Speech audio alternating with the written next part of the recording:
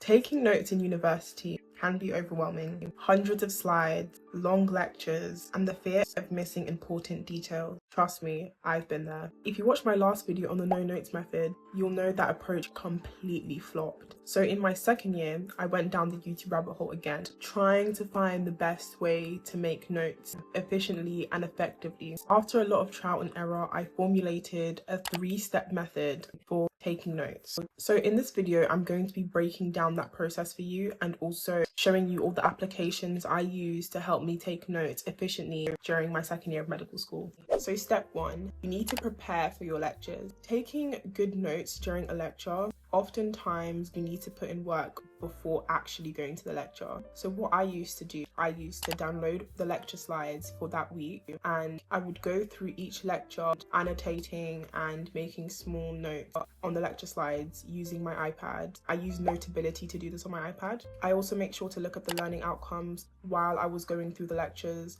just so I knew what I needed to pay attention to before I came to the lectures. And then during the lecture, I would literally just have my iPad open. As the lecture's going through the slides, I would annotate, write down extra information that isn't on the slides. And I'd have the learning outcomes sometimes open in a split screen so I can remind myself of what I need to be paying attention to during the lecture. And this just helped me to consolidate information and actually learn the information better, because our lectures were 50 minutes, so they were quite fast and it always had a lot of information. So it just helped me to keep up because I already knew before the lecture what I was going to learn. If you're going to take one thing from this video, definitely take that, because that changed the game for me. On to step 2. So this step is actually making your own notes. I make my notes on Google Docs, but I track my notes on Notion. You will have seen that in my Notion video, so if you haven't watched that, make sure you click the link up there and give it a watch. So in this step, I'm actually going to give you a tour of my Google Drive and my notes on my laptop, just so you see how I actually make the notes. So I'm just going to turn into a little bubble on the screen now so that we can look at my notes together. So I've just opened up my laptop now. Up here, I've put just little shortcuts to get to where I want to go. I've got Drive up here, so we're just going to open that up. When I open up my Drive, this is how I organize my folders. I've got hymns, other stuff. So if I just open this up, I've got my folders for medical school organized nicely here. I'm going to go into year 2 because that's when I actually had lectures. I don't have lectures anymore this year. So I organize my lectures by blocks. So let's go into block 12. Let's open up a lecture note so we see how I actually take my note. So as you can see, I've got all my lecture notes organized by the block, the week, and then the number of the lecture. And let's look at functional and clinical anatomy of the shoulder. This was one lecture I had, and as you can see, this is how I format my notes. I have a template for all my notes, so they all look just like this, like with the title and these 2 borders, and I have a template for that with the learning outcomes. So if we scroll through my notes, I like to organize my notes learning outcome by learning outcomes. So what I'll do is after or before the lecture, sometimes I'll make all the documents for the notes and I'll just copy and paste them into Google Docs, and I will answer the learning outcomes from the lecture slides and from the notes I made from the lecture. And then that way, if there isn't enough information from the lecture to answer the learning outcomes, then I know I need to go do some reading up. So as you can see, I've got the learning outcome, and then I've just got the notes under here.